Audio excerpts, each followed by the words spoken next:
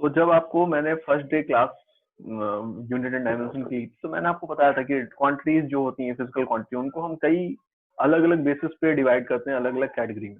ठीक है, तो वहां पर मैंने आपको स्केलर एंड वेक्टर ये दोनों टर्म बताए भी थे कि क्या है। तो अभी आज उसी पे जा रहे हैं, आप स्टार्ट करने जा रहे हैं वेक्टर। तो मैंने आपको बताया था कि basically on the basis of directional property हम सारी की सारी फिजिकल क्वांटिटीज को दो पार्ट में कैटेगराइज करते हैं, है ना। कौन कौन सी क्वांटिटी? तो फर्स्ट थी स्केलर क्वांटिटी। कौन सी थी? Scalar quantities. एंड दूसरी थी वेक्टर क्वांटिटीज। स्केलर क्वांटिटी कौन सी होती है, वेक्टर क्वांटिटी कौन सी होती है, उनको समझिए। बेसिकली वो सारी की सारी क्वांटिटीज जिनको रिप्रेजेंट करने के लिए हमें सिर्फ और सिर्फ मैग्नीट्यूड की रिक्वायरमेंट होती है, डायरेक्शन की कोई रिक्वायरमेंट नहीं होती, उन क्वांटिटीज को हम स्केलर क्वांटिटी बोलते हैं। क्लियर है क्या? मैं क्या बोल रहा हूँ? रिक्वायरमेंट होनी नहीं होती जिनको रिप्रेजेंट करने के लिए डायरेक्शन की, उनको स्केलर क्वांटिटी बोल रहे हैं। तो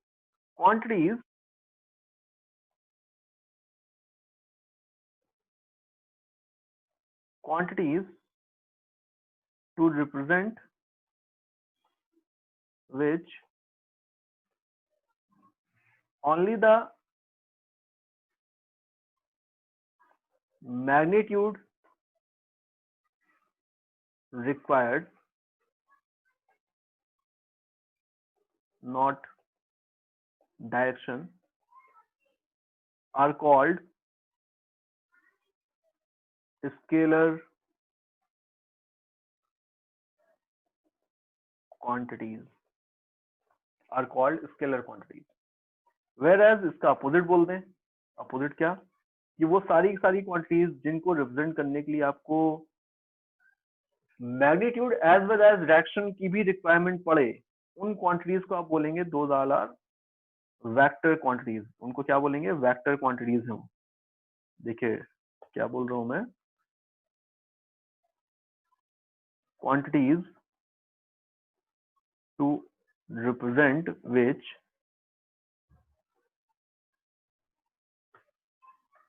magnitude as well as direction both are required are called vector quantities. Example समझते हैं।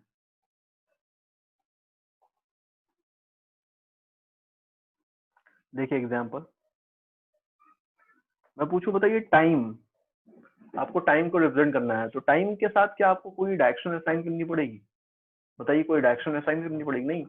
टाइम इटसेल्फ अपने आप में सफिशिएंट है। आपने अगर टाइम को रिप्रेजेंट किया, लेट कि किसी इवेंट को अकर होने में 15 मिनट्स लगे, तो इट इटसेल्फ कंप्लीट इंफॉर्मेशन है ना, आपको और कुछ अलग से बताने की जरूरत नहीं है। तो ये हो गया एक स्केलर क्वांटिटी एग्जांपल। ऐसे ही आपसे मैं बोलूं कि एक ऑब्जेक्ट है, लेट हमारे सामने एक बुक रखी है, उस बुक का मास है 5 kg, सपोज 5 kg। तो क्या और किसी इंफॉर्मेशन की रिक्वायरमेंट है? नहीं, सफिशिएंट है अपने आप में। तो टाइम स्केलर क्वांटिटी है, मास स्केलर क्वांटिटी है, एनर्जी स्केलर क्वांटिटी है। ओके, एनर्जी कैसी स्केलर क्वांटिटी है? आपसे बोला जाएगा कि अगर लेट हम 1 kg ऑफ वुड को बर्न कर रहे हैं and 3000 joule of energy release हो रही है, तो इटसेल्फ ये अपने आप में कंप्लीट इंफॉर्मेशन, और किसी इंफॉर्मेशन की रिक्वायरमेंट नहीं दिख रही है ना। मतलब हमसे कोई डायरेक्शन की कोई रिक्वायरमेंट नहीं दिख रही, तो हम क्या बोल रहे हैं? स्केलर क्वांटिटीज की मैग्नीट्यूड सफिशिएंट है, इनके बारे में मैग्नीट्यूड बता देंगे तो हम सफिशिएंट इंफॉर्मेशन दे पा रहे। ठीक है, बट ऐसी कुछ और क्वांटिटीज होती हैं जिनके साथ ऐसा नहीं है, जिनके साथ आपको कुछ और इंफॉर्मेशन की रिक्वायरमेंट भी होती है। जैसे कि आपसे बोला जाए कि बताइए डिस्प्लेसमेंट। डिस्प्लेसमेंट डिस्प्लेसमेंट कैसी क्वांटिटी? तो आपने अगर डिस्प्लेसमेंट कभी सुना होगा या नहीं भी सुना है, आगे सुनेंगे। तो डिस्प्लेसमेंट मतलब होता है कि इनिशियल पोजीशन से फाइनल पोजीशन की तरफ जो शॉर्टेस्ट पाथ होगा वो। तो शॉर्टेस्ट पाथ तो लेंथ को रिप्रेजेंट करेगा, एंड इनिशियल पोजीशन कहाँ थी, फाइनल पोजीशन कहाँ थी, ये भी इंडिकेट होना चाहिए, तब जाकर के आप डिस्प्लेसमेंट को बता पाएंगे। तो इनिशियल पोजीशन से फाइनल पोजीशन मतलब डायरेक्शन का सेंस भी वहां पर एक इन्वॉल्व हो रहा है, इसलिए हम क्या बोलेंगे, डिस्प्लेसमेंट एक वेक्टर क्वांटिटी। दूसरा एग्जांपल, आपने किसी ऑब्जेक्ट पर फोर्स लगाया, फोर्स, तो मैंने बोला कि लेट आपके सामने एक बुक रखी है, उस पर फोर्स लगाइए, तो यहाँ पर एक आपको दिख रहा है कि इनकम्प्लीटनेस है ना, स्टेटमेंट में, ऑर्डर में आप पूछ सकते हैं कि बताइए फोर्स किस तरफ लगाना है, आपसे पूछा जा सकता है ना कि बताइए फोर्स किस तरफ लगाना है, क्योंकि अलग अलग डायरेक्शन में आप फोर्स लगाएंगे तो इफेक्ट भी आपको अलग अलग दिखेंगे, तो इसका मतलब आपको स्पेसिफाई कराना पड़ेगा कि फोर्स किधर लगाना है या फोर्स किधर लग रहा है किसी केस में, है ना बेटा, बताइए, समझ पा रहे हैं मेरी बात। तो इस तरह की जो है क्वांटिटीज है जहां पर आपको डायरेक्शन की रिक्वायरमेंट दिख रही है, उनको हम बोल रहे हैं those all are vector quantity. ठीक है, कैसे रिप्रेजेंट करते हैं वेक्टर को, समझिए, representation of a vector representation of a vector कैसे रिप्रेजेंट करेंगे, समझिए। अब जो वेक्टर क्वांटिटीज होंगी उनके पास दो इंफॉर्मेशन होनी चाहिए, एक तो उनका मैग्नीट्यूड, दूसरा उनकी डायरेक्शन। तो दो चीजें हैं, दोनों चीजों को रिप्रेजेंट करना है हमें, तो कोई ऐसा सिंबल चाहिए जिसमें दो चीजें दिखती हों। तो हमने यहाँ पर क्या किया है, किसी वेक्टर को रिप्रेजेंट करने के लिए इस तरह से एक एरो का साइन लिया हुआ है। देखिए ये एरो कैसे दो इंफॉर्मेशन को कैरी कर रहा है, समझिएगा। एरो के पास दो चीजें, यहाँ पर आपको इसकी एक लेंथ दिख रही है, तो लेंथ को हमने लिंक कर दिया विद द मैग्नीट्यूड। किसके साथ लिंक कर दिया, मैग्नीट्यूड। जितनी ज्यादा लेंथ है वेक्टर की, उतना ज्यादा मैग्नीट्यूड होगा उस गिवन फिजिकल क्वांटिटी का। ठीक है, ऐसा मैंने एक एज्यूम कर लिया है। एज वेल एज इस एरो के पास एक डायरेक्शन भी है, एंड वो डायरेक्शन क्या रिप्रेजेंट करी, उस फिजिकल क्वांटिटी की डायरेक्शन को। तो ये जो डायरेक्शन है एरो की, वो उस फिजिकल क्वांटिटी की डायरेक्शन को रिप्रेजेंट कर रहा है, समझ पा रहे हैं। तो दो इंफॉर्मेशन यहाँ पर आपको दिख रही है। अब जब आप एरो ड्रॉ करेंगे तो इस एरो के पास यहाँ पर देखिए ये जो पॉइंट है जहां से स्टार्ट हो रहा है, इसको हम बोलते हैं दिस इज टेल, एंड ये जो पॉइंट है जो जस्ट टिप आपको दिख रहा है, इसको हम बोलते हैं दिस इज हेड। तो head of arrow and tail of arrow, ठीक है, ओके। ये जो आप, अगर मैं इस पॉइंट को ए बोल दूं एंड इस हेड को मैं बी बोल दूं, इसको मैंने क्या बोल दिया, हेड को बी बोल दिया, तो ये जो लेंथ आपको दिख रही है ना, लेंथ, ये जो लेंथ आपको दिख रही है, इस लेंथ को आप बोलेंगे ए बी। जो लेंथ आपको दिख रही है ये सिंपली मैग्नीट्यूड को रिप्रेजेंट कर रहेगा। लेंथ किसको रिप्रेजेंट करना है, मैग्नीट्यूड। इसको रिप्रेजेंट करने के लिए यहाँ पर देखिए, हम यहाँ पर इसके बगल में ये जो ए बी आपने लिखा है, इसके बगल में हम इसको ऐसे भी लिख सकते हैं। देखिए यहाँ पर लेट, अगर फोर्स होता तो फोर्स के लिए आप कोई सिंबल यूज कर सकते हैं, वेलोसिटी होती है तो उसके लिए कोई सिंबल यूज कर सकते हैं, डिस्प्लेसमेंट होता है उसके लिए कोई सिंबल यूज कर सकते हैं, कोई सिंबल यूज कर रहे होंगे। तो सिंबल को हम इस वेक्टर के बगल में ऐसे लिखेंगे, तो इससे ये क्लियर होगा कि ये जो वेक्टर है ये कौन सा वेक्टर है, वेक्टर ए है। इसको हम क्या बोलेंगे, वेक्टर ए। तो जब भी हम वेक्टर क्वांटिटी रिप्रेजेंट करेंगे तो उसके ऊपर यहाँ पर एक स्मॉल सा एरो लगा होगा, ठीक है। तो ये वेक्टर ए है, वेक्टर ए भी आप इसको लिख सकते हैं, या सिंपली हम इसको एक और तरीके से लिख सकते हैं। आप इसको टेल से हेड की तरफ जो पॉइंट्स हैं आपके, उन पॉइंट की हेल्प से भी लिख सकते हैं, वेक्टर ए लिख सकते थे, या हम इसको वेक्टर ए बी बोल सकते थे। ए से बी की तरफ जो वेक्टर है that is vector A B. Okay, ठीक है बेटा। बताइए कोई कंफ्यूजन हो तो। इस ए बी वेक्टर को, ये जो वेक्टर ए बी मैंने लिखा है, इसको हम इस फॉर्म में लिख दें। देखिए अगर मैं किसी वेक्टर को ऐसे दो वर्टिकल लाइंस के बीच में रखता हूं, तो इट रिप्रेजेंट द मैग्नीट्यूड। ये सिंपली क्या बन जाता है, मैग्नीट्यूड बन जाता है। तो ये मैग्नीट्यूड है। आप डायरेक्टली इस वाले रिलेशन से भी लिख सकते थे कि ये वेक्टर क्वांटिटी थी, उसका मॉड्यूलस मैंने लिया है। तो मॉड्यूलस लेने का मतलब है कि आपको क्या मिलेगा, अब इसका मैग्नीट्यूड मिलेगा। तो दिस इज सिंपली मैग्नीट्यूड, ठीक है क्या, ओके। आप जब ए से बी की तरफ, टेल से हेड की तरफ जा रहे हैं तो ये ए बी है। आप अगर इसके अपोजिट जाते बी से ए की तरफ, तो ये अपोजिट हो जाता है। दिस अपोजिट होने का मतलब जब आप बी से ए की तरफ रीड करेंगे तो आपको इसके आगे एक नेगेटिव साइन भी लिखना पड़ेगा। तो आप इसको ए बी बोल सकते थे या इसको आप माइनस का बी ए बोल सकते थे। समझ पा रहे हैं आप? क्लियर है क्या? ओके। अब देखिए यहाँ पर एक इंपॉर्टेंट पॉइंट है। क्या है? देखिए important point, a vector can be shifted from one position to another without disturbing its orientation। हम किसी भी वेक्टर को एक पोजीशन से दूसरी पोजीशन पे शिफ्ट कर सकते हैं। कंडीशन ये है कि इसका ओरिएंटेशन डिस्टर्ब नहीं होना चाहिए। दिखाता हूं मैं आपको कैसे। लेट ये एक वेक्टर था, ठीक है।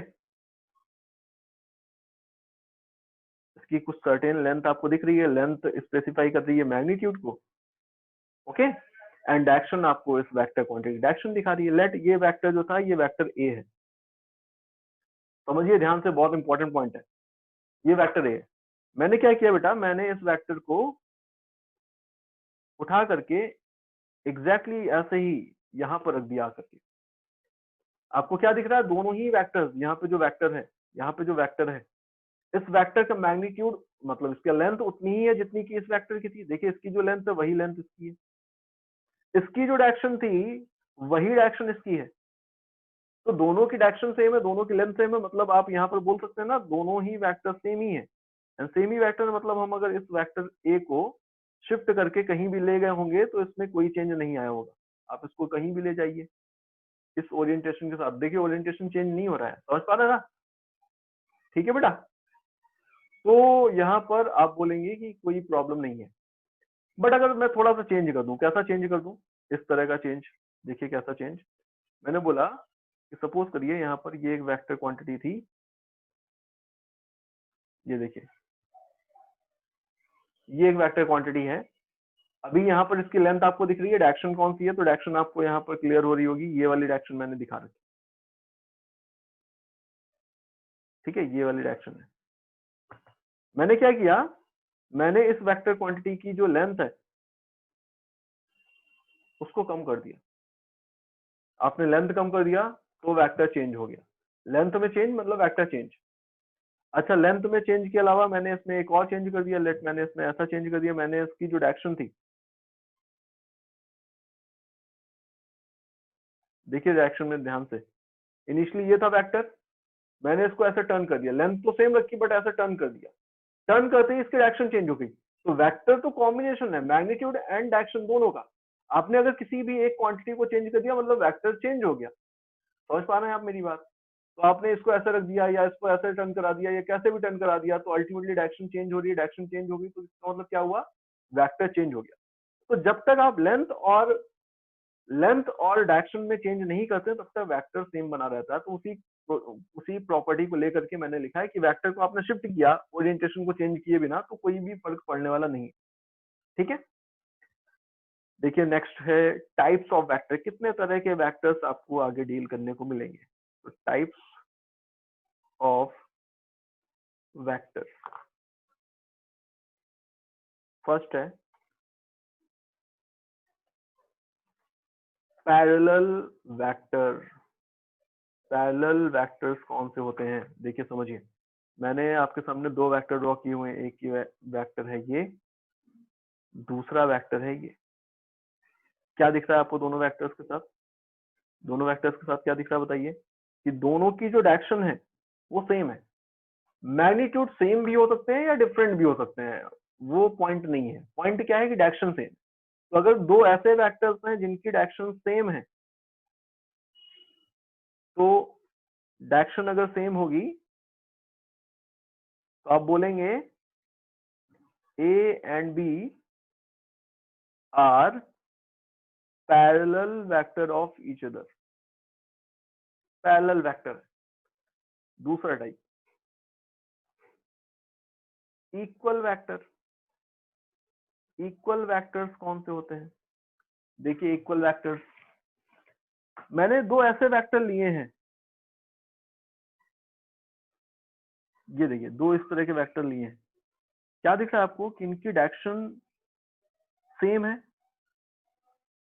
सेम है ना डायरेक्शन, ए एंड बी बोल दिया मैंने। एज वेल एज क्या मैग्नीट्यूड भी सेम है? बताइए, दोनों की लेंथ भी सेम है ना, तो मैग्नीट्यूड भी सेम है, direction same as well as magnitude also same. दोनों चीजें सेम है अगर, तो दोनों ही वेक्टर्स इक्वल ही तो हो गए। तो आप क्या बोलेंगे कि vector A and B both are equal vectors, so A and B are equal vectors। ठीक है बेटा। अब यहां पर एक नोट आ रहा है, नोट क्या है? ऑल, देखिए all equal vectors are parallel vectors.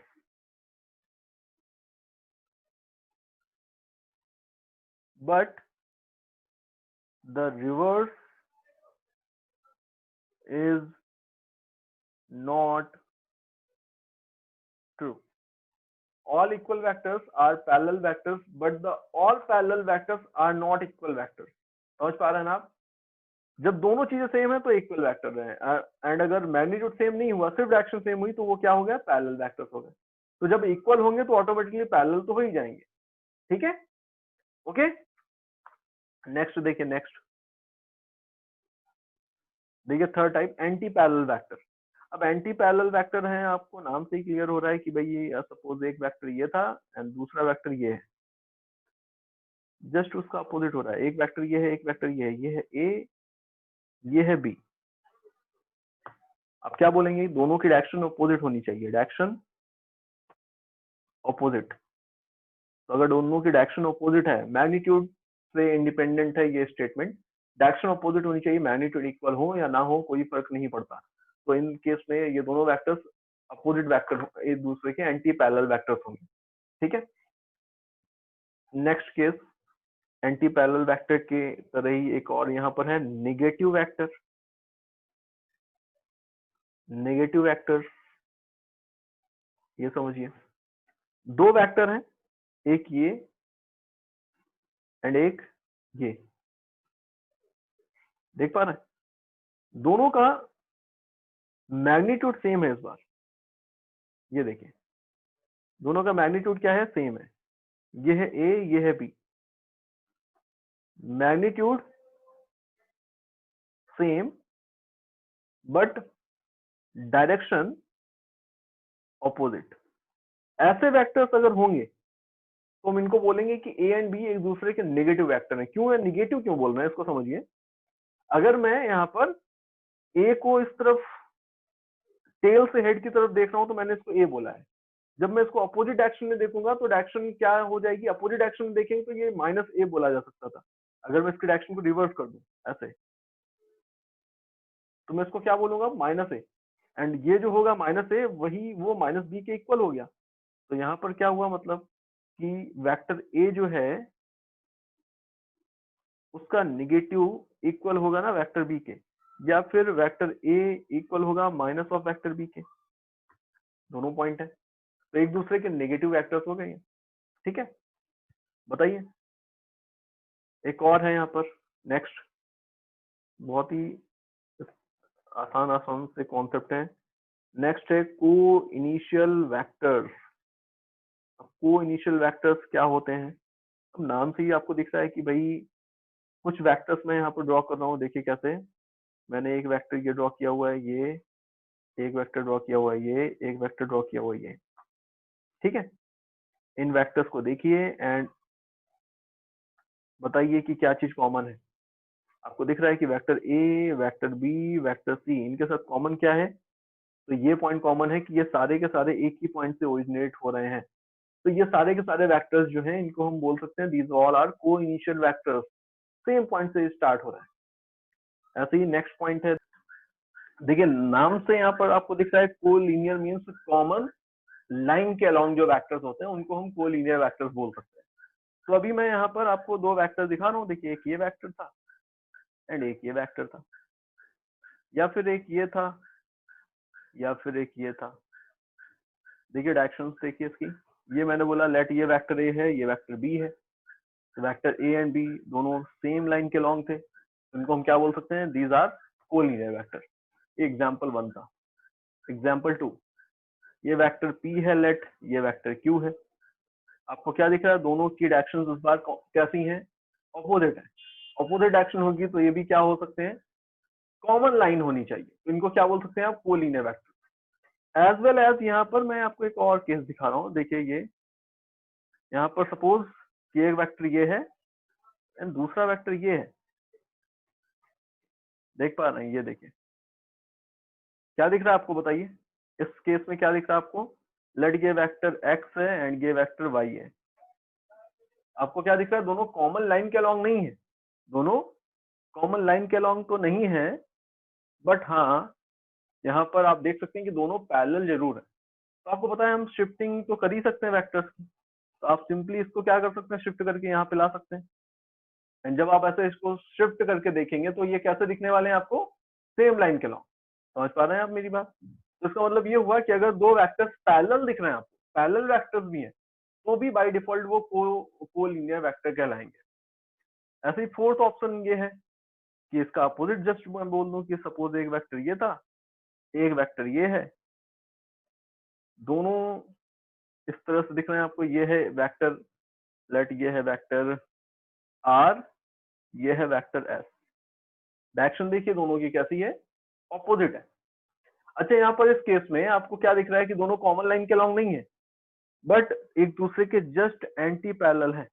आप चाहें तो इसको शिफ्ट करके यहाँ से यहाँ ला सकते हैं ऐसे, एंड जब ऐसे आप शिफ्ट करेंगे तो आपको क्या दिखेंगे दोनों, तो दोनों आपको यहाँ पर जस्ट एक दूसरे के अपोजिट दिख रहे हैं या एक ही कॉमन लाइन के अलोंग आ गए। तो आप इनको क्या बोलेंगे, कोलिनियर वेक्टर हैं ये। क्लियर है क्या? तो ये सारे केस जो आपको मैंने दिखाए कोलिनियर वेक्टर्स के।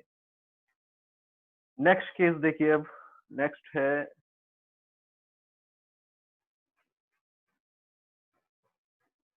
Coplanar vector.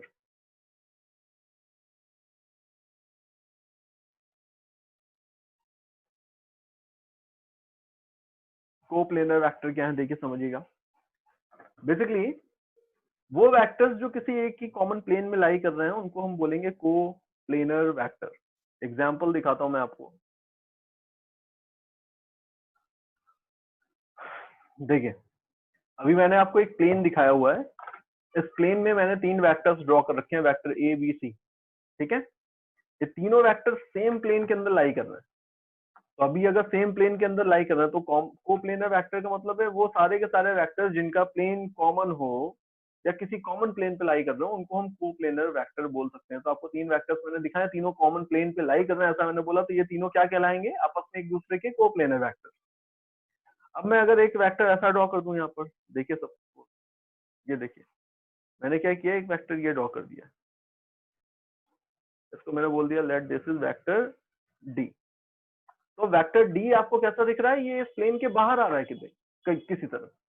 तो आप क्या बोलेंगे कि ये अब कोप्लेनर वेक्टर नहीं रह गया। क्लियर है क्या? तो एबीसी ये तो कोप्लेनर वेक्टर हैं, बट वेक्टर डी जो है ये एबीसी इन तीनों वेक्टर्स का कोप्लेनर वेक्टर नहीं है। ठीक है, ओके।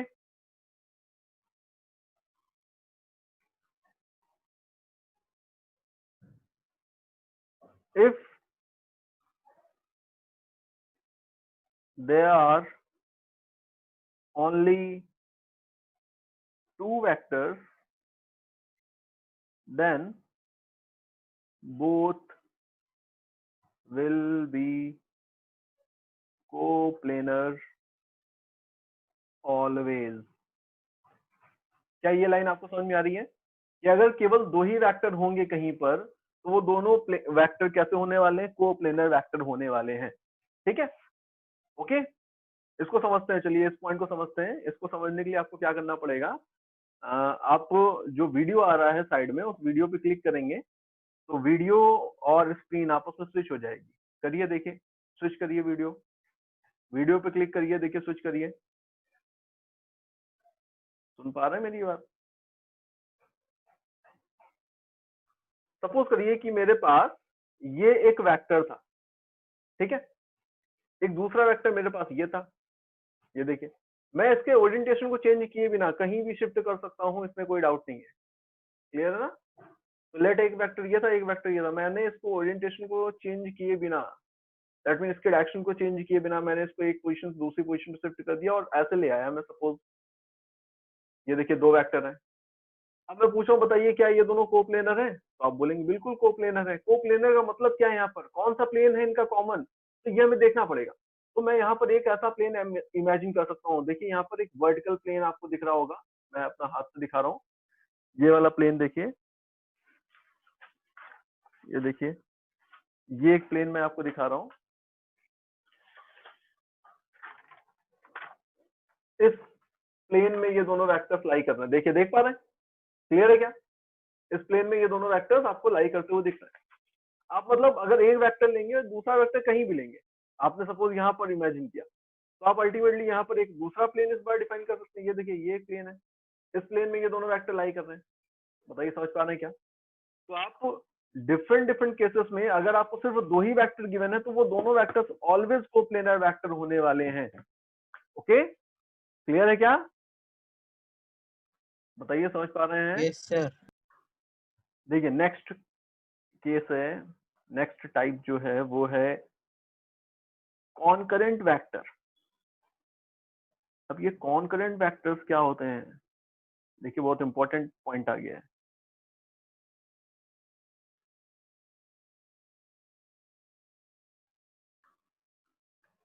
अभी यहाँ पर मैंने आपको दिखाया, सपोज यहाँ पर तीन वेक्टर्स हैं, ये देखो, एक ये, दूसरा ये, ठीक है,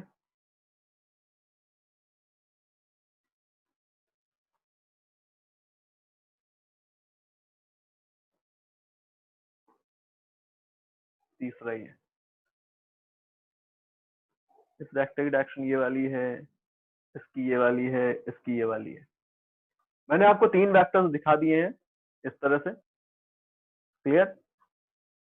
कोई भी शिफ्टिंग नहीं करा रहा हूं मैं अभी। यहाँ पर मैंने ये तीन वेक्टर एबीसी आपको दिखा दिए हैं। इन तीनों वेक्टर्स एबीसी को हम बोलेंगे कि these all are concurrent vector. अगर हम इनकी लाइन ऑफ एक्शन को देखें, ये देखिए इन वेक्टर्स की लाइन ऑफ एक्शन, आप इनको इसको एक्सटेंड करिए। देखिए पहले मैंने वेक्टर बी की एक्सटेंड कर रखी है, यहाँ पर देखिए वेक्टर ए की एक्सटेंड कर रखी है। सिमिलरली मैंने यहाँ पर वेक्टर सी को भी यहाँ पर ऐसे दिखाया हुआ है। चेंज कर रहा हूँ थोड़ा सा डायग्राम। ये देखिए मैंने वेक्टर सी की भी लाइन ऑफ एक्शन को यहाँ पर, ये था वेक्टर सी, मैंने इसकी भी लाइन ऑफ एक्शन को एक्सटेंड किया। क्या दिख रहा है आपको? इंपॉर्टेंट पॉइंट, कि तीनों की जो लाइन ऑफ एक्शन है वो किसी कॉमन पॉइंट से क्रॉस कर रही है ना? बताइए, ठीक है? तो ऐसे वेक्टर्स जिनका जिनकी जो लाइन ऑफ एक्शन है वो किसी कॉमन पॉइंट से जाती है, ठीक है, कॉमन पॉइंट पे इंटरसेक्ट करती है, तो उनको हम बोलते हैं कॉनकरेंट वेक्टर। तो यहाँ पर ये जो ए बी सी आपको दिख रहे हैं, ये क्या है? कॉनकरेंट वेक्टर होंगे। ठीक है बेटा? ओके, देखिए नेक्स्ट जो वेक्टर है इसको समझते हैं, नल वेक्टर, और it is also called zero vector.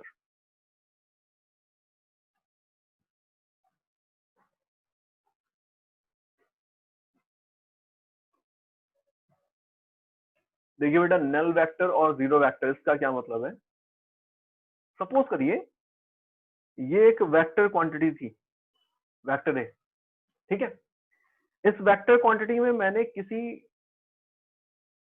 इसके ही निगेटिव वेक्टर को ऐड कर दिया।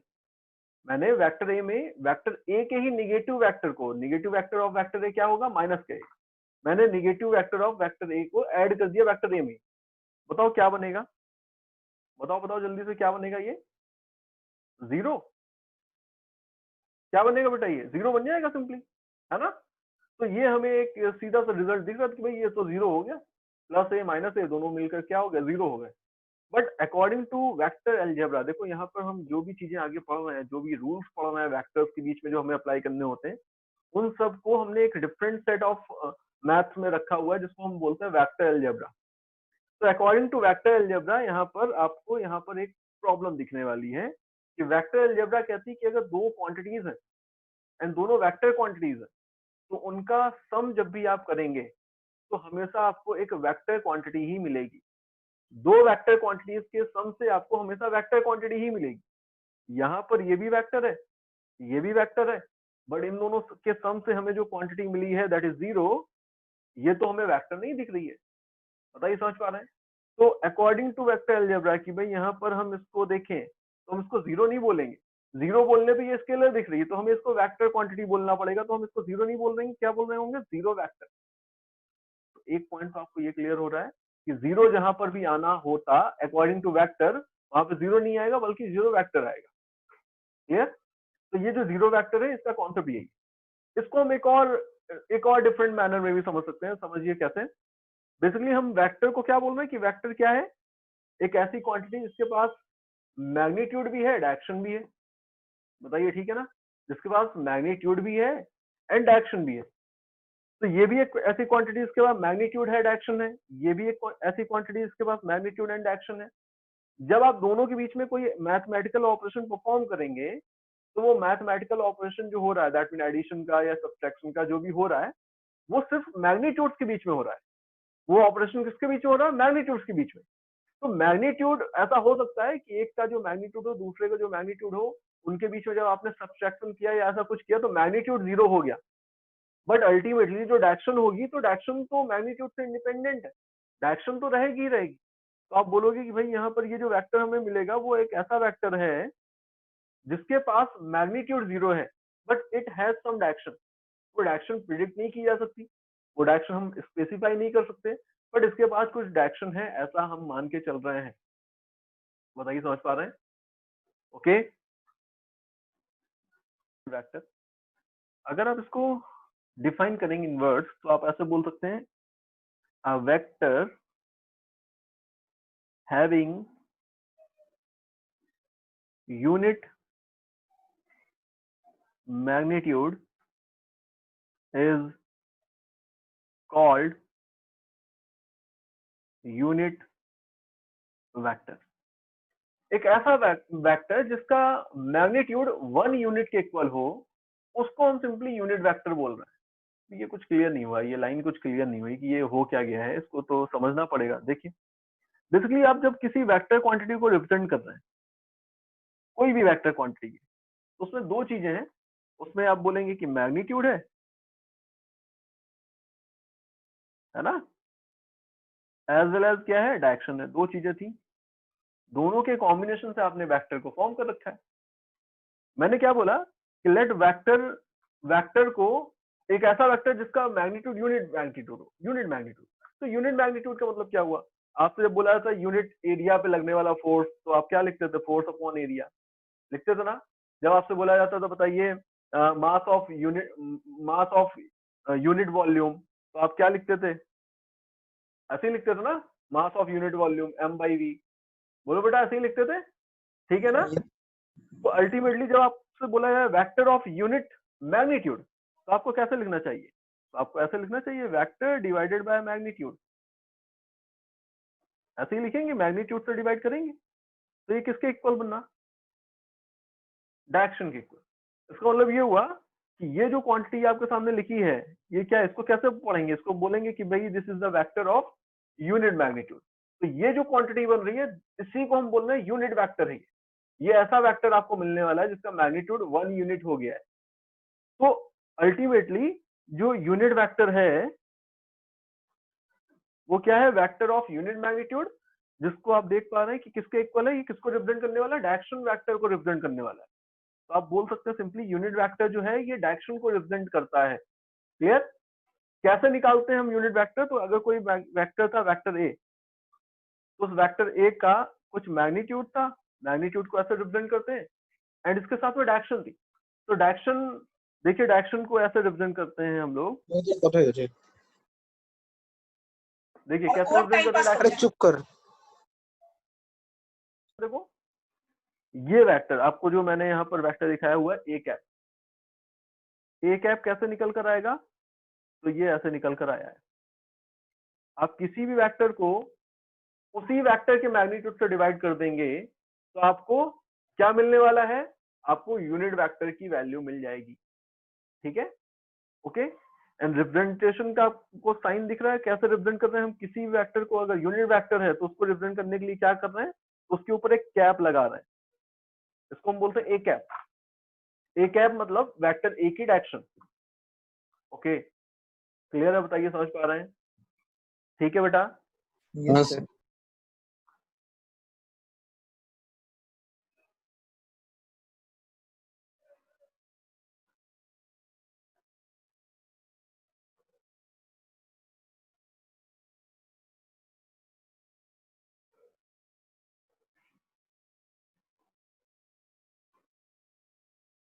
बेस वेक्टर्स, देखिए बेस वेक्टर्स क्या है, तो अभी हमें आगे जो भी कंटेंट पढ़ना उसमें हम बहुत ही कॉमनली इस तरह से एक रेफरेंस फ्रेम लेते हैं, है ना, वेक्टर्स को रिप्रेजेंट करने के लिए एक्स वाई जेड एक्सिस के साथ।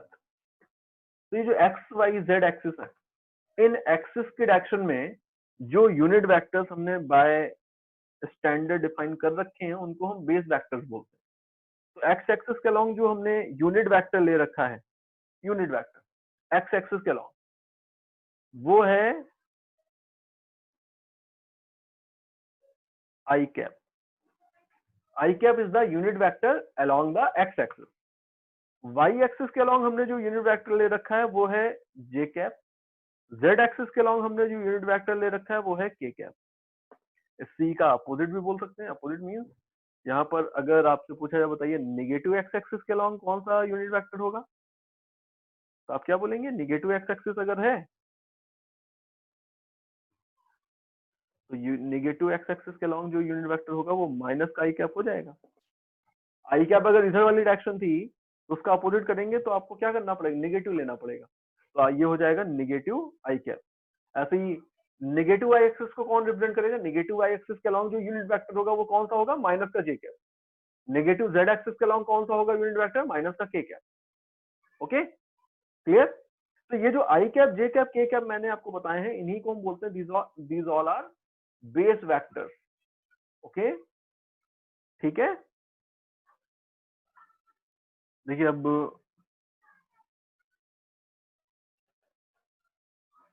वेक्टर एडिशन की बात करने जा रहे हैं, addition of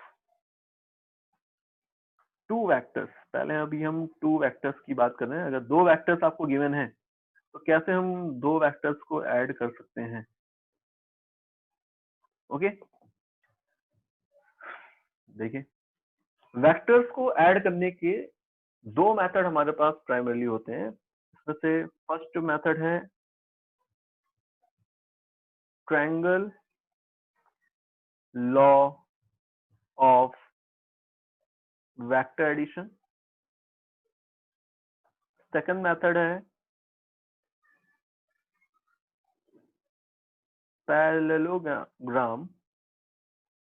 parallelogram law of addition of vectors और टू वेक्टर्स। ठीक है, तो ये दो लॉ है, दोनों ही ऑलमोस्ट काफी सारी चीजें मैच करती हैं। देखते हैं क्या है फर्स्ट लॉ। तो फर्स्ट लॉ को समझते हैं, triangle law of vector addition क्या है।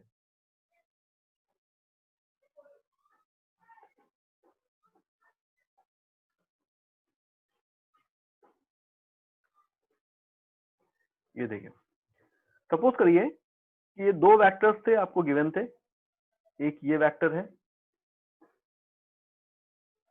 ठीक है, एक ये वेक्टर है एंड दूसरा वेक्टर है यहाँ पर कहीं,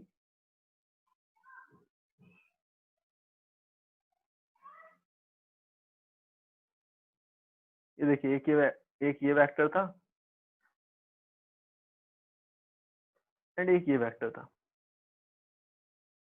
ओके, ये वेक्टर ए था लेट, ये वेक्टर बी था, मुझे दो वेक्टर्स गिवन है ए एंड बी, मुझे दोनों वेक्टर्स का सम निकालना है। मुझे क्या करना है, दोनों वेक्टर्स को ऐड करना है, इनका सम निकालना है। तो इनका सम निकालने के लिए मुझे क्या करना पड़ेगा, तो समझिए इनका सम निकालने के लिए हम क्या कर सकते हैं। तो यहाँ पर हम इन वेक्टर्स का सम निकालने के लिए सिंपली इनको इस तरह से अरेंज करेंगे। देखिए आपको अगर इसका सम निकालना है तो सबसे पहले आप एक फर्स्ट वेक्टर को ड्रॉ करिए। लेट फर्स्ट वेक्टर, मैंने वेक्टर ए को मान लिया, फर्स्ट वेक्टर को ड्रॉ करिए। देन सेकंड वेक्टर को शिफ्ट करा करके आप इस तरह से ले आइए सो दैट कि दोनों ही वेक्टर्स जो हैं वो इस तरह से रखे हों। देखिए देख पा रहे हैं कैसे रखे दोनों वेक्टर्स। जहां पर फर्स्ट वेक्टर का हेड था वहां पर सेकंड वेक्टर की टेल है। ले आए ऐसे, बताइए बेटा ठीक है यहाँ तक। ये देखिए vector B and vector A है। अब क्या करेंगे आप, अब इस केस में आपको जो इनिशियल पोजीशन दिख रही है फर्स्ट वेक्टर का टेल, वहां से सेकंड वेक्टर का जो हेड होगा ये पोजीशन। तो फर्स्ट वेक्टर के टेल से सेकंड वेक्टर के हेड तक जो आपको वेक्टर मिलेगा that represent the sum of these two vectors. ये जो आपको मैंने दिखाया है इसको आप बोलेंगे this is the sum of these two vector. ये है वेक्टर बी, ये है vector resultant of these two vector. अब ये जो सम है इसको सम नहीं बोलते हम वेक्टर के अंदर, हम इसको बोलते हैं रिजल्टेंट। तो ये इन दोनों वेक्टर्स का रिजल्टेंट है। क्लियर है क्या। एंड ये जो रिजल्टेंट है इसका हमें magnitude as well as direction भी कैलकुलेट करना है। तो मैग्नीट्यूड एंड डायरेक्शन निकालने के लिए अब हमें क्या करना पड़ेगा, तो समझते हैं इसको। देखिए यहां पर मान लीजिए ये जो वेक्टर ए था, मैं इसके लाइन को आगे ऐसे एक्सटेंड करूं। सपोज यहाँ पर बनने वाला जो एंगल था वो थीटा था। यहाँ पर इस पॉइंट में दोनों के बीच में जो एंगल बन रहा है वो कितना है, थीटा है। ठीक है। अगर अच्छा ये एंगल थीटा है तो बताइए कि मुझे आर की वैल्यू बतानी है। वैल्यू मतलब मैग्नीट्यूड बताना है। मैग्नीट्यूड का मतलब लेंथ बतानी है। तो लेंथ बताने के लिए मुझे क्या करना चाहिए, तो मैं बोल रहा हूँ आप यहाँ से क्या कर सकते थे, आप यहाँ से इस पॉइंट से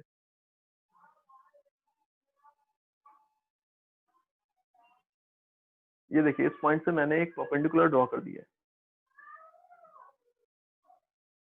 ठीक है। इस परपेंडिकुलर के अंदर लेट ये लेंथ x है, लेट ये लेंथ y है। ओके। आपको ये जो ट्राइंगल दिख रहा है, ये जो ट्राइंगल आपको दिख रहा है, इस ट्राइंगल के अंदर मैं किसकी बात कर रहा हूँ, इस वाले ट्राइंगल की बात कर रहा हूँ। देखिए इस वाले ट्राइंगल, ये जो ट्राइंगल आपको दिख रहा है, इस ट्राइंगल के अंदर साइन थीटा लिखिए। साइन थीटा कितना होगा इसके अंदर बेटा, बताइए बताइए जल्दी, साइन थीटा क्या होगा। तो इस ट्राइंगल के अंदर आप साइन थीटा लिखेंगे तो ये इक्वल होने वाला है y, okay, divided by y is the perpendicular divided by hypotenuse. Hypotenuse क्या होगा इस ट्राइंगल के अंदर, तो हाइपोटेनस तो ये वाली साइड है। तो आपको जब हाइपोटेनस लिखना है तो सिंपली आपको ये लेंथ लिखनी है। एंड ये है क्या, ये तो वेक्टर बी है। तो वेक्टर बी का जो मैग्नीट्यूड होगा वही तो लेंथ को रिप्रेजेंट कर रहा होगा। तो आप बोलेंगे कि बेसिकली हाइपोटेनस जो है this is nothing but the B. Magnitude of B को ऐसे ही लिखेंगे, है ना। सेम ट्राइंगल अंदर इस बार cos थीटा लिखिए, एक बार cos थीटा लिखिए इसी ट्राइंगल के अंदर। cos थीटा लिखेंगे तो बताइए cos थीटा कितना आ रहा है, तो आप cos थीटा लिखेंगे तो ये इक्वल आ रहा है, किसके इक्वल आ रहा है cos थीटा। देखिए तो आप बोलेंगे कि बेस अपॉन हाइपोटेनस, बेस की वैल्यू हो गई x, हाइपोटेनस की वैल्यू हो गई ये वाली लेंथ, एंड ये लेंथ कितनी है, वेक्टर बी का मैग्नीट्यूड b दिख गया है। यहाँ से y की वैल्यू आ गई है b sin theta and x की वैल्यू आ गई है b cos थीटा। आ गई है, ये दो वैल्यूज मुझे दिख रही हैं। एंड अगर आपको ये दोनों वैल्यूज मिल गई तो उसके बाद तो आप यहाँ पर बहुत ही आसानी से इस वेक्टर का लेंथ निकाल सकते हैं। लेंथ का मतलब मैग्नीट्यूड। तो लेंथ निकालने के लिए आपको ये यहाँ पर राइट एंगल ट्राइंगल दिख रहा है, इस राइट एंगल ट्राइंगल के अंदर आप पाइथागोरस लगा सकते हैं।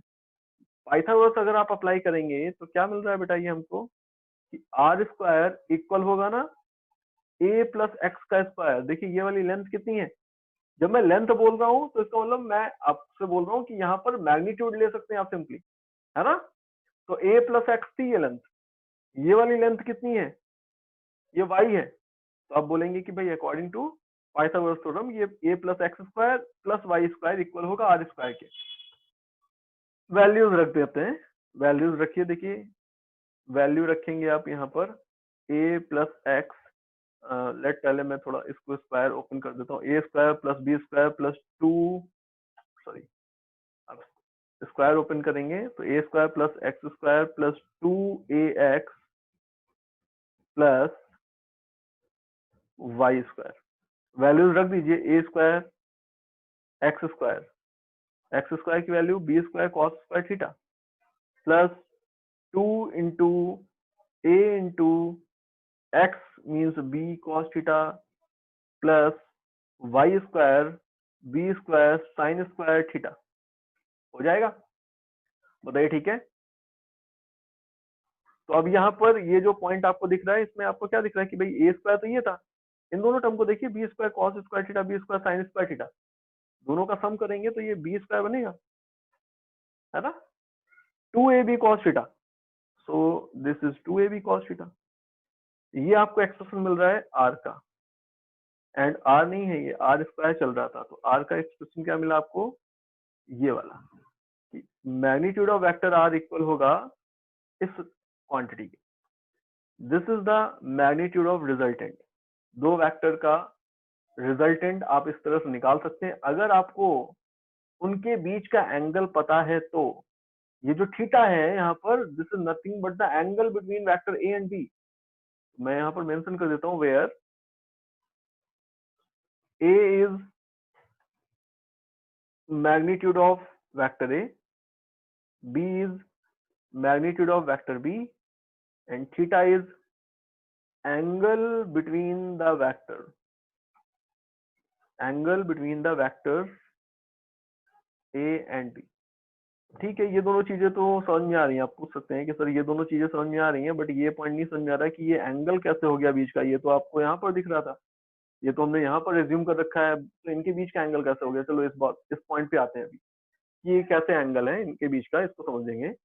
उसके पहले मैं यहाँ पर देखो तो मैंने अभी यहाँ पर मुझे रिजल्टेंट निकालना था। रिजल्टेंट मीन्स इन दोनों का सम, मतलब वेक्टर ए वेक्टर बी दोनों का सम मुझे निकालना था। तो ये है दोनों का sum, okay, A and vector A plus vector B equal था सम, सम मतलब रिजल्टेंट वेक्टर आर के। बट ये खुद एक वेक्टर क्वांटिटी है, आपको दिख रहा है ना, वेक्टर आर है ये, तो इसका मैग्नीट्यूड हमने निकाल दिया है, बट हमें डायरेक्शन भी चाहिए।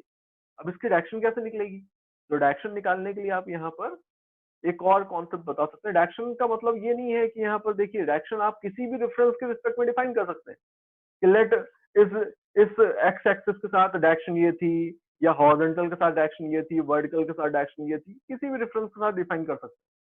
तो आप कोई भी रेफरेंस ले सकते हैं। तो लेट मैं यहाँ पर वेक्टर ए के साथ इसकी जो डायरेक्शन है इसको डिफाइन करने जा रहा हूँ कि वेक्टर ए से कितना एंगल बना रहा है ये रिजल्टेंट, ठीक है। तो मैं अल्फा अगर एंगल यहाँ पर कैलकुलेट कर लूं तो आप बोल सकते हैं सिंपली कि वेक्टर ए के साथ अल्फा एंगल बनाते हुए यहाँ पर आपको रिजल्टेंट मिलने वाला है, ठीक है। तो वेक्टर ए के साथ अल्फा निकाल सकते हैं हम। कैसे निकाल सकते हैं, तो बहुत ही इजी, आप यहाँ पर यही ट्राइंगल जो देख रहे थे, इसी ट्राइंगल के अंदर tan अल्फा लिखिए।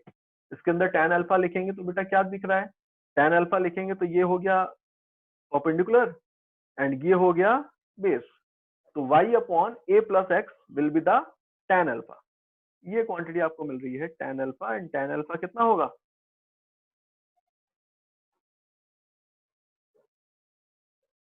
y upon a plus x. आप अगर यहाँ पर वैल्यू रखेंगे, देखिए वैल्यू रखिए, जस्ट अ मिनट,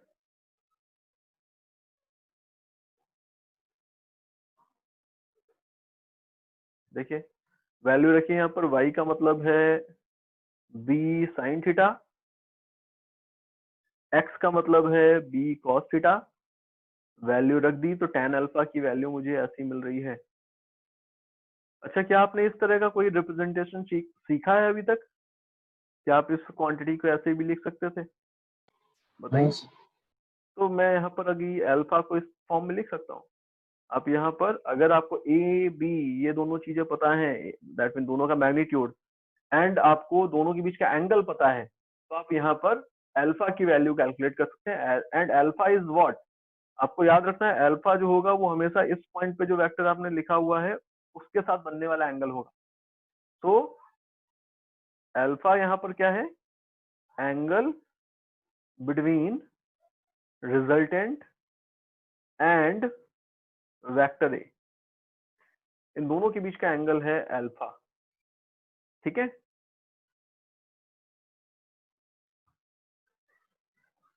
वेक्टर्स का क्या मतलब है इसको समझते हैं। देखिए एंगल बिटवीन वेक्टर्स जिसको मैंने थीटा बोला हुआ इसको समझते हैं एक बार। सपोज यहाँ पर दो वेक्टर्स मैं आपको दिखा रहा हूँ, एक वेक्टर ये है, दूसरा वेक्टर ये है।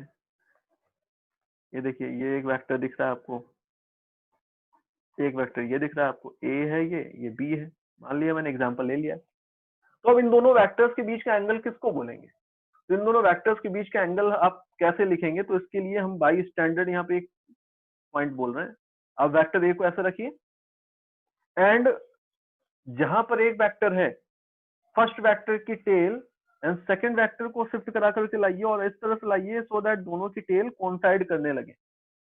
जब दोनों की टेल कोइंसाइड कर रही होंगी इन दैट केस उनके बीच में जो एंगल बनने वाला है that is called the angle between both vectors. ठीक है, कंफ्यूज मत होइए, अभी मैंने एक एग्जांपल आपको दिखाया है, this is called the angle between both vectors. एक एग्जांपल ये, एक दूसरा एग्जांपल देखिए। सपोज यहाँ पर मैंने आपसे बोला कि लेट एक ये वेक्टर था, एक ये वेक्टर था।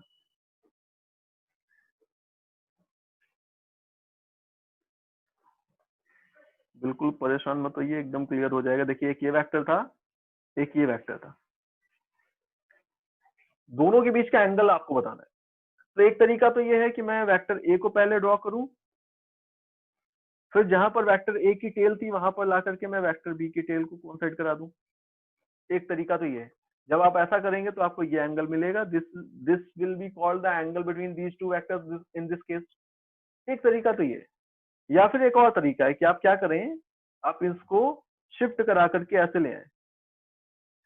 देखिए क्या किया हमने, शिफ्ट करा करके ऐसे ले आए कि दोनों की जो हेड है इस बार दोनों का हेड कोइंसाइड कर रहा है। देख पा रहा है ना, okay. In that case also जो यहाँ पर एंगल बनेगा इसको भी आप बोल सकते हैं this is the angle between these two vector. आप देखेंगे दोनों सेम ही थे जब आपने वेक्टर बी को यहाँ पर रखा था, तब भी तो आपको इतना ही एंगल मिल रहा था। बोलो बेटा ठीक है ना, इतना ही एंगल मिल रहा था ना, तो थीटा की वैल्यू तो चेंज नहीं हुई। आप यहाँ पर दोनों की टेल को कोइंसाइड कराएं या दोनों के हेड को कोइंसाइड कराएं। क्लियर है क्या? अच्छा ठीक है, ओके। हमने तो कुछ और ही बात की थी वहां पर, हमने तो यहाँ पर ऐसा केस ले लिया था ना कि ये एक वेक्टर है, एक ये वेक्टर है। जो हमने पीछे किया हुआ है सारा कैलकुलेशन उसके अकॉर्डिंग तो ये था डायग्राम, ये वेक्टर ए है, ये वेक्टर बी है। तो अभी मैंने बोला कि भाई एक तरीका तो ये था कि वेक्टर ए को हम ड्रॉ करते, वेक्टर बी को लाते और ला करके ऐसे रख देते। तो इन दैट केस इनके बीच में जो एंगल बनता है ये होता थीटा। बताओ बेटा ठीक है ना, ओके। एक तरीका तो ये था। दूसरा तरीका है कि भाई यहाँ पर हम इसको यहाँ पे शिफ्ट करा के ना लाते, बल्कि हम इसको ऐसे शिफ्ट करा करके लाते। ये देखिए दोनों केस में आपको एंगल जो बनते हुए दिख रहे हैं दोनों के बीच में उसको मैं अलग अलग ड्रॉ कर देता हूँ। देखो एक केस ये वाला है, जब आप वेक्टर बी को शिफ्ट करा करके यहाँ पर लाए होंगे तो इनके बीच में जो एंगल बन रहा होगा वो ये वाला होगा। ओके ठीक है ना बेटा। जब आप दोनों की हेड को कौन साइड कराएंगे आकर के, तो ये है हेड। अब जो इनके बीच में एंगल बन रहा होगा वो ये वाला होगा। ठीक है बेटा। या फिर यहाँ पर देखिए अगर ये एंगल इन दोनों वेक्टर्स के बीच का एंगल है तो आप यहाँ पर देख सकते हैं कि अगर मैं इस लाइन को आगे एक्सटेंड करूं एंड इस लाइन को आगे एक्सटेंड करूं तो जो एंगल यहाँ पर थीटा था वही एंगल तो यहाँ पर भी बनने वाला है। बताइए ठीक है ना। तो जब आप वेक्टर बी को ला करके इस पॉइंट पर ऐसे रख रहे हैं तो भी आपको यहाँ पे बनने वाला जो एंगल दिख रहा है वो उतना ही है जितना कि यहाँ पर आपको टेल से टेल कोइंसाइड करने में मिलता। ओके, ठीक है ना। तो सेम रिजल्ट हमने यहाँ पर यूज किया हुआ है पीछे। आपने जब यहाँ पर इसको ऐसे रखा है तो आपको बेसिकली उतना ही एंगल मिल रहा है जितना कि दोनों को टेल के कोइंसाइड कराने में मिलता। इसीलिए हम इसको बोल रहे हैं this is the angle between both vectors. यहाँ पर देखिए वही वही डायग्राम। आप अगर चाहें तो इस वेक्टर बी को यहाँ से ना दिखा करके यहाँ पे दिखाते तो भी आपको थीटा एंगल ही इन दोनों के बीच में मिलने वाला था। क्लियर बेटा? देखिए दो डायग्राम मैंने बनाए हुए हैं यहाँ पर आपके सामने, दो एग्जाम्पल हैं। फर्स्ट एग्जाम्पल में आपको एक्स वाई एक्सिस के साथ यहाँ पर दो वेक्टर्स गिवन है जिनके डायरेक्शंस आपको गिवन है। ठीक है, इनके बीच का एंगल आपको बताना है कि vector A and vector B के बीच का एंगल कितना होगा। फर्स्ट केस में भी सेम चीज बतानी है आपको, सेकंड केस में भी सेम चीज बतानी है। बताइए कैसे करेंगे, क्या करेंगे। तो आपको यहाँ पर ऊपर जो मेंशन मैंने आपको केसेस बताए उनमें से किसी भी केस के अकॉर्डिंग आप इनको अरेंज कर सकते हैं। तो लेट अगर मैं यहाँ पर इसको अरेंज करूं, vector A and vector B दोनों की टेल कोइंसाइड कराने जा रहा हूँ, तो आप कोइंसाइड कराने के लिए यहाँ पर ऐसा बोल सकते हैं कि लेट मैंने यहाँ पर वेक्टर ए को शिफ्ट करा दिया और इस तरफ शिफ्ट करा दिया, दोनों की टेल कोइंसाइड कर रही है। ये देखिए शिफ्ट करा दिया मैंने वेक्टर ए को। ये एंगल बेटा कितना था, एक्स वाई एक्सिस के साथ ये एंगल 30 डिग्री था ना, ये वाला इंक्लिनेशन। तो यहाँ पर ये एंगल कितना होगा, 30 डिग्री होगा। अब बताइए यहाँ पर अगर ये वेक्टर ए आ गया है इस पोजीशन पर, वेक्टर ए अगर यहाँ पर आ गया है तो बताइए दोनों के बीच का एंगल कितना हो गया, ये वाला एंगल होगा। तो आंसर कितना हो गया आपका, 60 डिग्री। तो फर्स्ट पार्ट का आंसर 60 डिग्री। सेकंड एग्जांपल देखिए, अब सेकंड एग्जांपल के अंदर बताइए आंसर क्या होगा। देखें तो जब आपको यहाँ पर इस तरह का अरेंजमेंट दिख रहा है तो आप इसको ऊपर मेंशन किसी भी फॉर्म में अरेंज कर सकते हैं, या तो दोनों की टेल कोइंसाइड हो रही हो या फिर दोनों के हेड कोइंसाइड हो रहे हो। एंड अगर टेल और हेड दोनों ही कोइंसाइड नहीं हो रहे तो एंगल कैसे डिफाइन है कि आप एक की लाइन ऑफ एक्शन को एक्सटेंड करेंगे। देखिए थर्ड डायग्राम में क्या था, ए की लाइन ऑफ एक्शन को एक्सटेंड किया, देन बी के साथ जो एंगल बन रहा था वो एंगल था। तो अब यहाँ पर भी सेम लॉजिक लगा सकते हैं कि यहाँ पर देखें तो हमने ए के लाइन ऑफ एक्शन को एक्सटेंड किया, देन वेक्टर बी आपको दिख रहा है, ये जो एंगल बन रहा होगा this will be the angle between these two vector होगा। तो कितना हो गया ये एंगल, तो टोटल कितना था बेटा 180 था यहाँ से लेके यहाँ तक, उसमें से ये 60 चला गया, तो ये एंगल कितना बचा, ये बचा है 120 डिग्री। तो आंसर कितना हो गया आपका इस पार्ट का, 120 डिग्री। क्या ये आपको क्लियर हुआ है 120 डिग्री कैसे है angle between these two vector.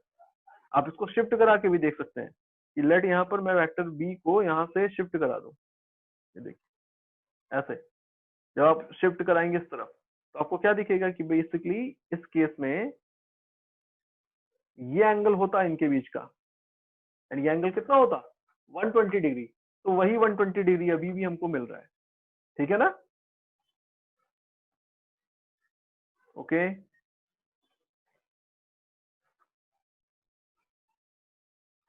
Next method देखिए क्या है, नेक्स्ट मेथड पैरेललोग्राम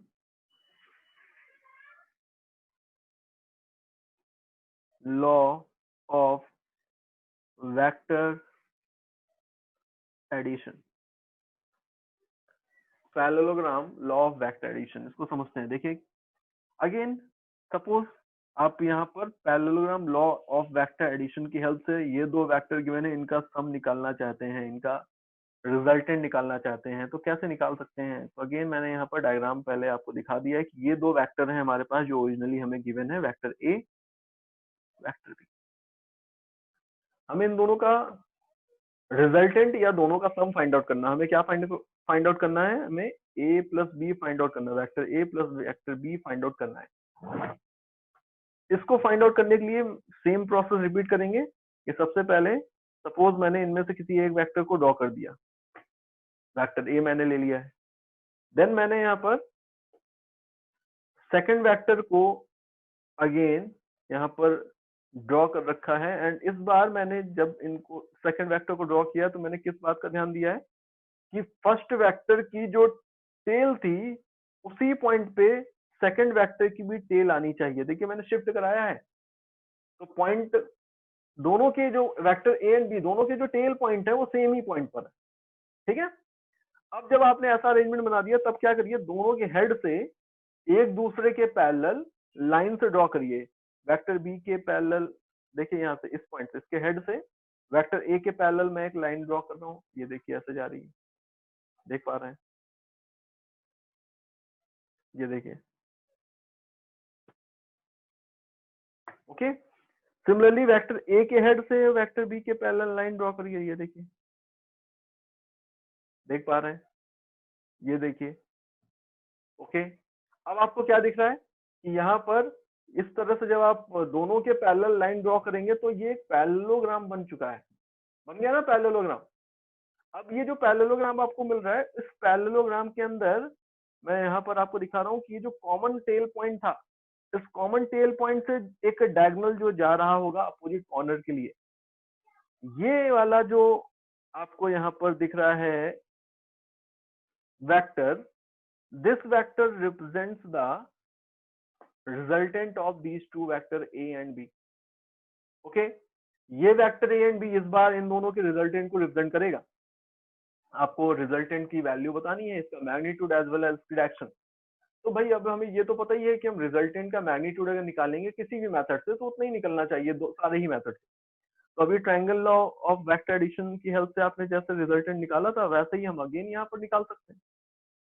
तो उसको निकालने के लिए आप यहाँ पर क्या कर सकते हैं, इस बार आपको दोनों के बीच का एंगल दिख रहा है, vector A and vector B के बीच का एंगल ये वाला होता है इस पॉइंट पर, तो ये थीटा है, इस बार आपको डायरेक्टली क्लियरली दिख रहा है। वेक्टर ए के साथ रिजल्टेंट का जो एंगल है वो मैंने अल्फा ले लिया यहाँ पर, ये देखिए अल्फा बन रहा है, ठीक है बेटा, ओके। आपको क्या करना है, आपको यहाँ पर रिजल्टेंट की वैल्यू बतानी है। रिजल्टेंट की वैल्यू बताने के लिए मैंने लाइन ऑफ एक्शन ऑफ ए को एक्सटेंड किया है, पॉइंट इस पॉइंट से मैंने एक परपेंडिकुलर ड्रॉ कर रखा है। अब जब आप परपेंडिकुलर ड्रॉ करेंगे यहाँ पर, ये एंगल देखो बेटा थीटा हो जाएगा, क्योंकि दोनों ही लाइन से ये पैरेलल थी, एक ये वाली एक ये वाली, दोनों पैरेलल थी एंड ये थर्ड लाइन कट कर रही है, आपको ये दोनों एंगल थीटा मिलने वाले हैं, है ना, करस्पॉन्डिंग एंगल हो गए। अब इस पॉइंट पे बताइए ये कितना होगा, तो लेट ये y है, ये x है।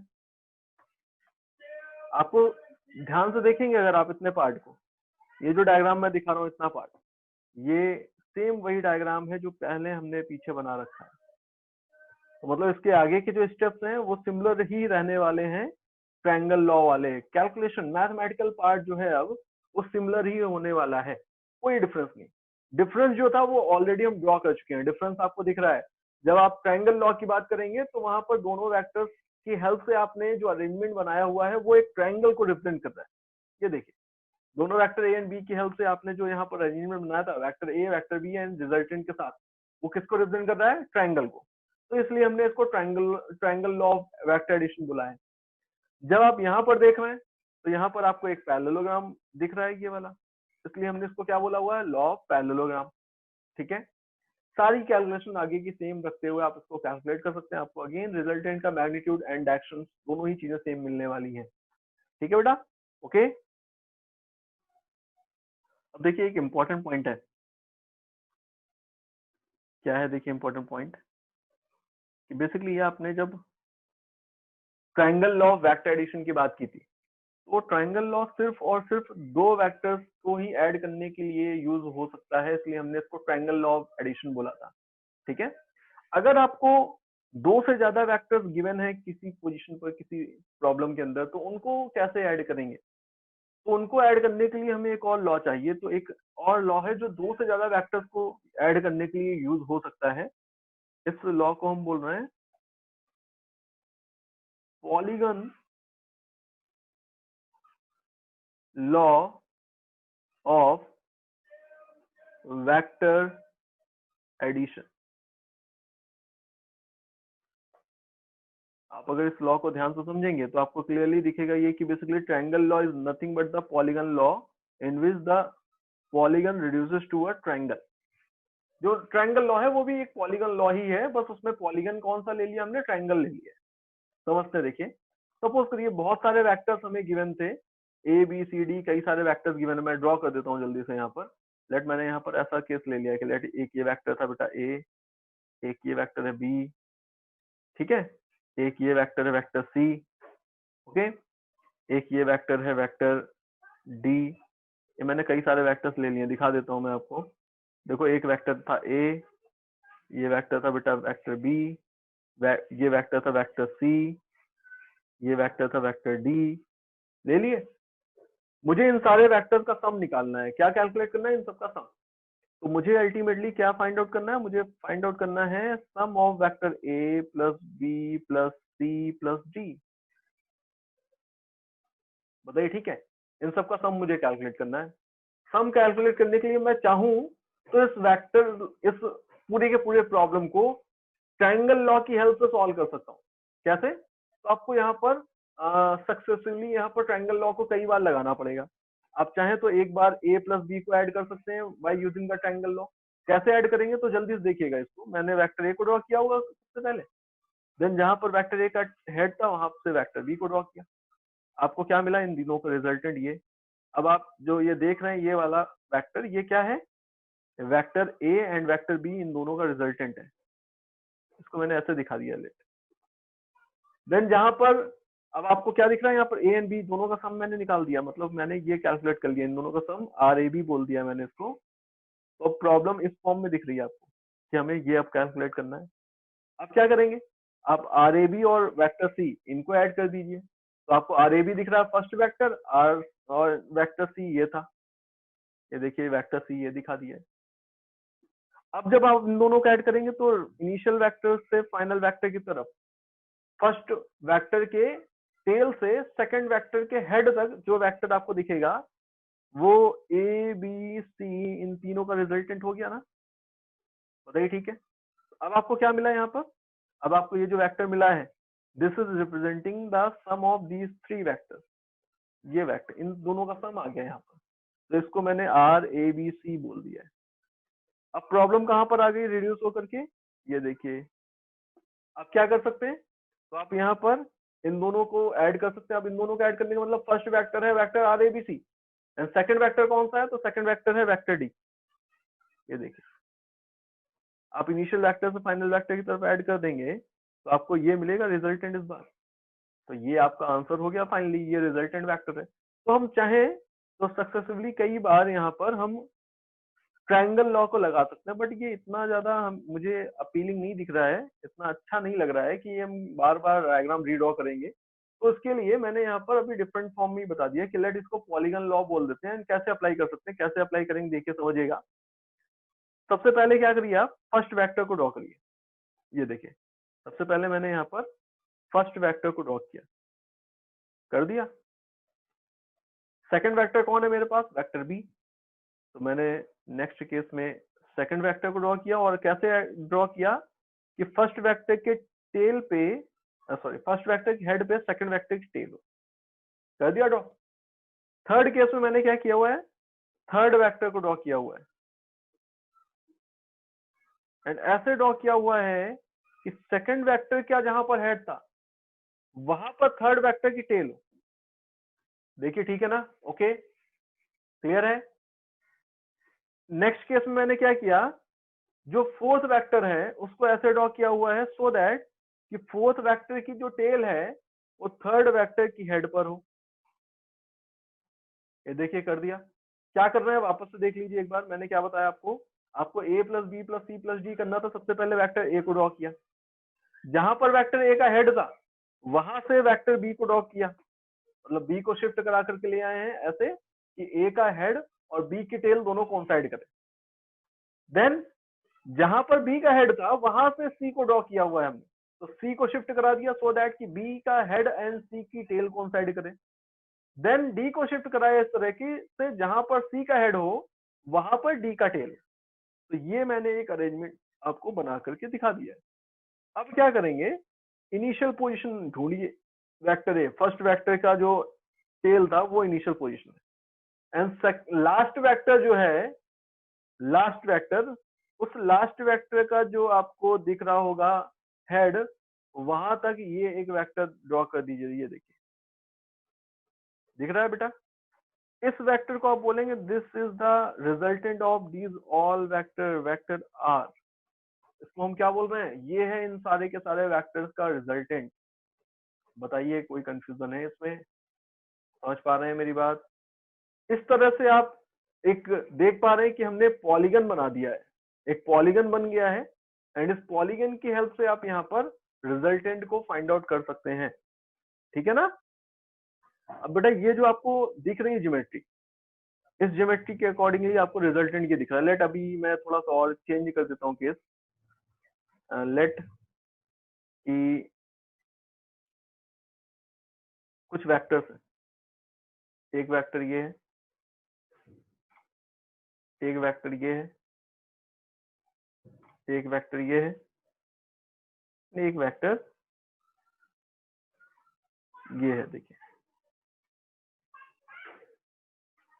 कई सारे वेक्टर्स मैंने ड्रॉ कर दिए हैं, vector A, vector B, vector C and vector D. समझिएगा इसको, मुझे इनका सम निकालना है। मुझे क्या फाइंड आउट करना है? मुझे इन सब का सम निकालना है। इंपॉर्टेंट पॉइंट है, बहुत हाईली इंपॉर्टेंट पॉइंट है ना। देखिए क्या है, इसका इन सब का सम निकालने के लिए हम क्या कर सकते हैं, तो मैं सबसे पहले फर्स्ट वेक्टर ड्रॉ करूंगा। लेट ये है फर्स्ट वेक्टर, कर दिया। ठीक है बेटा, ध्यान से देखिए, ये देखिए लेट ये फर्स्ट वेक्टर है, जहां पर फर्स्ट वेक्टर एंड हुआ होगा वहां से सेकंड वेक्टर को ड्रॉ करना है आपको। तो लेट मैंने ये ड्रॉ कर दिया, लेट ये सेकंड वेक्टर, ये वेक्टर बी है,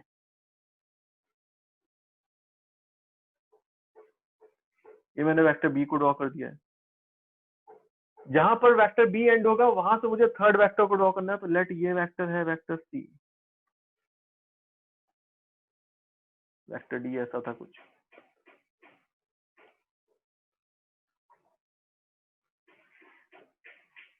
देखते रहिएगा भाई, ये वेक्टर सी मैंने ड्रॉ किया हुआ है यहाँ पर। जहां पर वेक्टर सी एंड हुआ है वहां से मैं ड्रॉ करूंगा वेक्टर डी को। लेट मैंने वेक्टर डी ड्रॉ किया, ध्यान से देखिए, देखिए क्या होने जा रहा है। मैंने वेक्टर डी ड्रॉ किया एंड मुझे ऐसा कुछ केस दिख गया। अब बताइए रिजल्टेंट कितना? तो रिजल्टेंट निकालने के लिए हम क्या करते थे? वही यूजुअल चीज जो करते थे वही करेंगे। क्या करते थे? फर्स्ट वेक्टर की टेल देखते थे, वहां से लास्ट वेक्टर का हेड देखते थे। आपको दिख रहा है ना, टेल और हेड दोनों एक ही पॉइंट पर है। दोनों अगर एक ही पॉइंट पे है तो इसका मतलब क्या हुआ, आप जब रिजल्टेंट ड्रॉ करेंगे तो रिजल्टेंट जहां शुरू हुआ वहीं पे खत्म हो गया, मतलब रिजल्टेंट तो मिला ही नहीं आपको। बताओ बेटा, समझ पा रहे हैं आप? क्या बन रहा है? साइकिल बन गई क्लोज। एंड अगर क्लोज साइकिल बन गई तो आपको दिख रहा है टेल और हेड, फर्स्ट वेक्टर की टेल, सेकंड लास्ट वेक्टर की हेड दोनों एक ही पॉइंट पर आ गए। तो इसका मतलब तो रिजल्टेंट तो जीरो हो गया, रिजल्टेंट की लेंथ आपको जीरो मिल गई, है ना।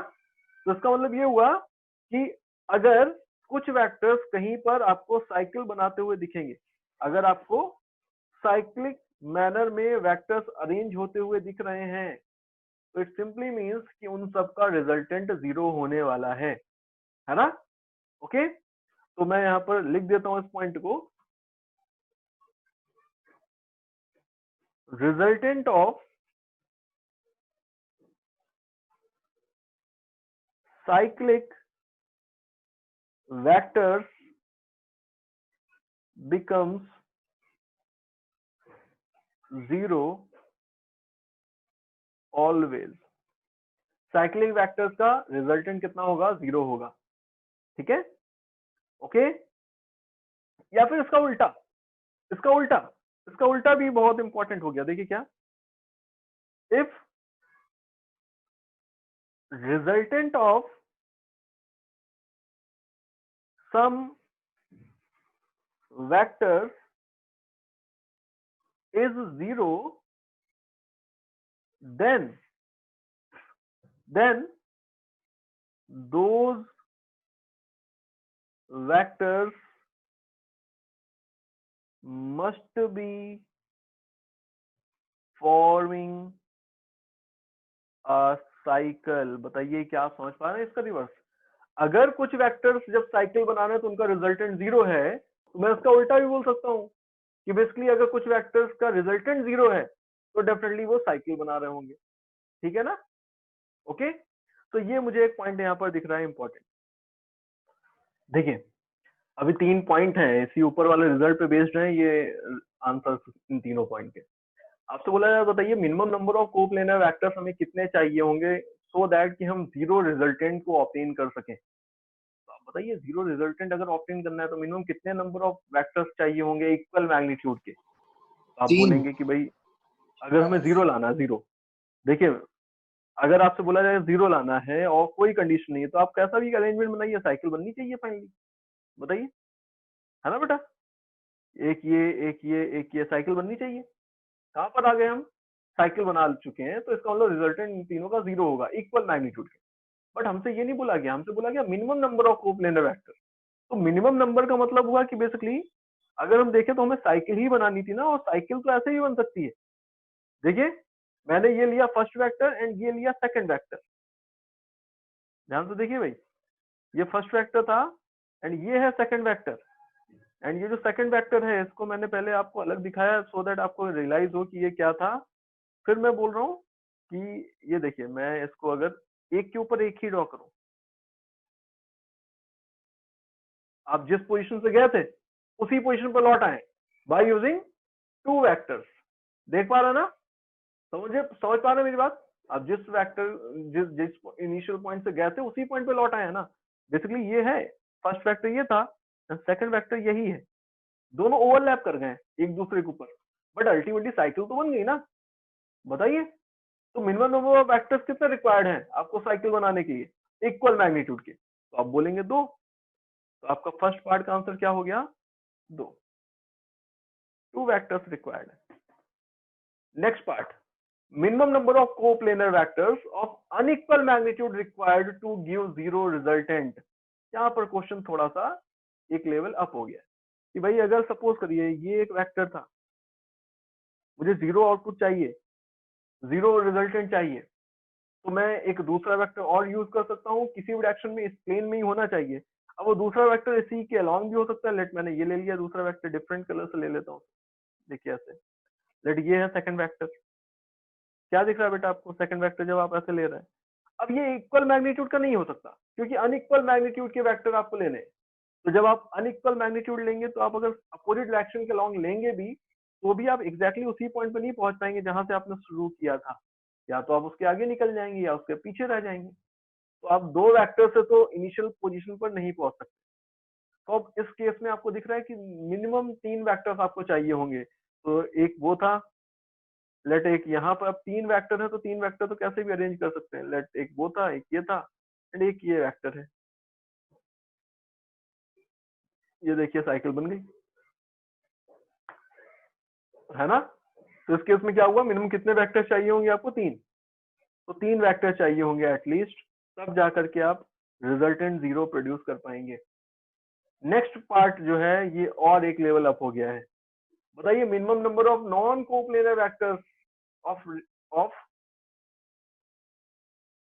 Non coplanar vectors required to give zero resultant. बताइए कितने वेक्टर्स की रिक्वायरमेंट होगी हमको अगर जीरो रिजल्टेंट ऑब्टेन करना है तो आप बोलेंगे पहले तो नॉन कोप्लेनर वेक्टर को समझते हैं कि भाई सपोज करिए यहाँ पर ये मैंने एक प्लेन कंसिडर कर लिया है। ठीक है बेटा, ये देखिए ये एक प्लेन कंसिडर कर लिया है।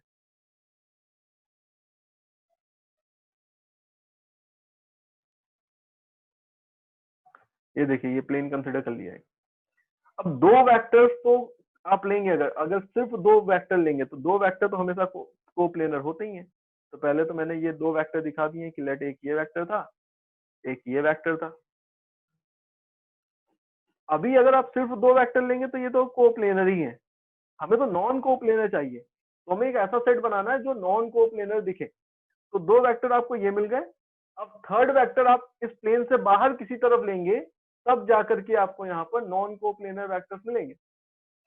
ओके, अब थर्ड वेक्टर देखिए मैं कहाँ पर ले रहा हूँ, मैं इस कलर से दिखा रहा हूँ। लेट थर्ड वेक्टर मैंने ले लिया इधर। देखिए समझ पा रहे हैं, ये है लेट वेक्टर 3, मतलब सी वेक्टर। अब आपको साइकिल बनानी है। देखिए साइकिल बनानी है आपको, साइकिल बनानी है तो आप क्या करेंगे, तो आप इस पॉइंट से इनिशियल पॉइंट की तरफ लेकर के आएंगे ये एक वेक्टर, एंड यही तो कहलाएगा इस बार साइकिल देखिए, अब जब इस तरह से लेकर के आ रहे हैं फोर्थ वेक्टर डी को, तब आपको क्या दिख रहा है, अब जाकर के रिजल्टेंट 0 हो पाएगा। तो आप समझिए यहाँ पर 3 वेक्टर से काम नहीं चल रहा है, क्योंकि अगर आप तीसरे वेक्टर को भी यहीं पर ड्रॉ कर देंगे तो वो तीनों वेक्टर्स आपको कोप्लेनर मिलने लगे। बट हमारी कंडीशन क्या है कि नॉन कोप्लेनर, तो दो वेक्टर तो प्लेन में होंगे, थर्ड वेक्टर प्लेन के बाहर जाना चाहिए, तब जाकर के हम नॉन कोप्लेनर बोल पाएंगे ना। तो फोर्थ वेक्टर एक और होगा जो वापस से उस इनिशियल पोजीशन पर लेकर के जाएगा। तो एटलीस्ट आपको कितने वेक्टर्स चाहिए होंगे इस बार? 4 वेक्टर्स। बताइए, समझ पा रहे हैं? ओके।